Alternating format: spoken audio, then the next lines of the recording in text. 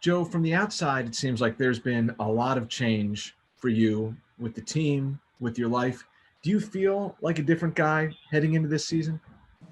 Um, I mean, I would say not really. I mean, I'm still the same. I've always been family type of guy, oriented. So I'm still the same, and having a new addition. I mean, kind of she changed a little bit in me, but I'm still the same, man. I'm excited to be, a new dad, and be able to raise a kid, and and go from there. Because I'm a dad myself, I got to ask you some dad questions. I can't remember the first 2.5 months of my twins' life. I can barely remember the first 2.5 years of their life. What's it been like for you? It's been great. It's funny because every time we go, the doctor sees him. Like she's just so impressed of like how well he's doing as far as the stuff that he's doing already at his age. Like how advanced he is. So that's pretty good. I love when he just looks at me and just starts laughing. And I mean, it's been amazing just spending a lot of time with him. And yeah. Have you been able to see any personality traits develop so far? Have you gotten any smiles? Oh yeah, for sure. I mean, that's the whole thing. Like even the doctor was saying, I mean, it's only 11 weeks, and he's been smiling for the past 5 weeks, basically, like just like smiling nonstop and screaming all over the place, and which is pretty crazy.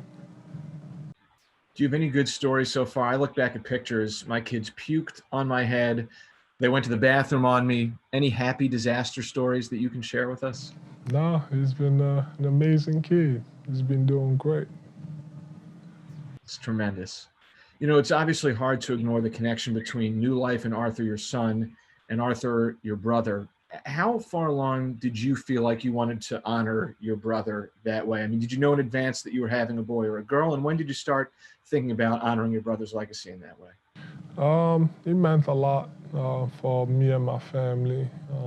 Obviously, losing my little brother the way we did was very tough on me, and I almost quit basketball because I heard I was, and also for my mom, she's been dealing with this since then.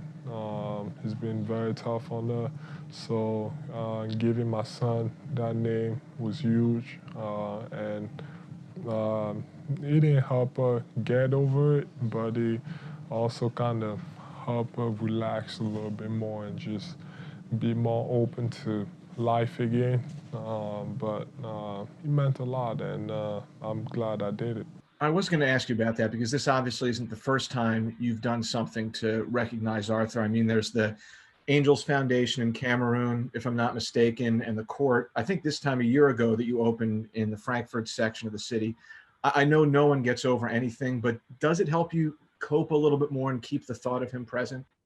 I mean, it's still hard, but that's why all the stuff that have been done in his name have happened, because you try to, you know, being so young and have you hadn't done anything in life, you try to just carry his name and his legacy for as long as you can.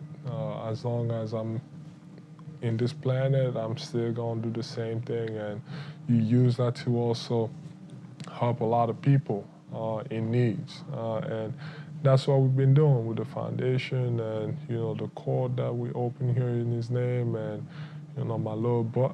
my son, and then there's a few other stuff that my parents do back in Cameroon, as far as like charity and donations and stuff like that. There's obviously been dramatic change with the Sixers as we shift the conversation to basketball. Can you walk me through the timeline of your reaction to the coaching change and Doc Rivers, a championship winner, getting hired by you guys? It was man. I have a lot of love for Coach Brown, and we've been here for a long time, and I was sad to lose him because I cared a lot about him, and then, but perhaps kudos to the owners for also going out and hiring guys like Daryl Moore, who I think is the best in this job at his job in this league. And just talking to him, he's a very, very smart guy. Like this, we can talk about anything, and that's what we do. We just talk about anything. We talk about more stuff than actual basketball, just more life stuff, and that's what I like. And just like when you talk to somebody and not just focus on basketball, and you're able to talk about life. That's how our relationship has been. And then adding coach who has won a championship, I thought was great too. I think he's going to be a great leader, and he's going to try to push us every day to be better. Can you take me inside some of the meetings that you and Doc and Ben have had together? That's something that Ben Simmons talked about. What are certain things that you guys have been looking at, discussing to get on the same page for the start of the season?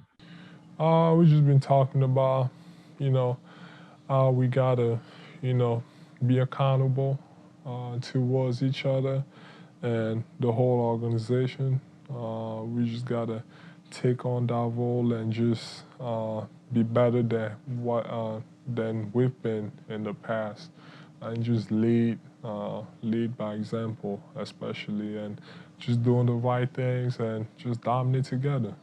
Go back to what we used to do 2 or 3 years ago.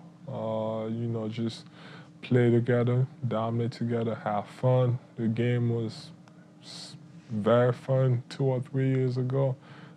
Just moving the ball, sharing the ball, everybody's happy. So we just got to get back to that, and that's what we've been talking about. Along those lines, I feel like you've been putting in, and I know that you have because you've talked about it, a ton of work over the offseason. But it seems like for guys in professional sports, some of the success with the coach is like, well, how can you elevate my game? How can you help me evolve and develop? Are there certain things that you're hoping a new staff, a new set of eyes, new sets of minds can help do to bring your game to an even higher level that it's been at so far? I mean, the only thing I want them to be is, I just want everybody to be open about anything really, because I feel like I can help, you know, this organization in so many other ways other than just be a post-up player. And I'm sure they've seen it just playing against me or just being here the past couple of days, just about how much I can do other than just posting up. And I can be used as a playmaker, I can be used as a screener, I can do everything. I can pick and pop, I can handle the ball, I can just set up my teammates. So there's a bunch of stuff I can do, and I want to be used in that complete role. Excellent. I got one more for you. You've talked about the responsibility you feel for this city.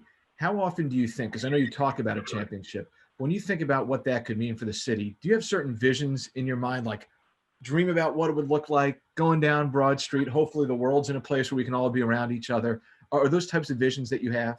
Yeah, I have a vision about being like uh, Jason Casa, just at the parade and just talking and giving a speech and all that stuff. But now I just dream about just having a lot of fun, acting crazy at the parade and all that stuff. And that's why it's so important to me. And then also just being here, starting a family here and being here for a long time and wanting to finish here. So yeah, that's why I want to make it happen so much. Go get him, Joe. Thank you. Thanks so much. Thanks, guys.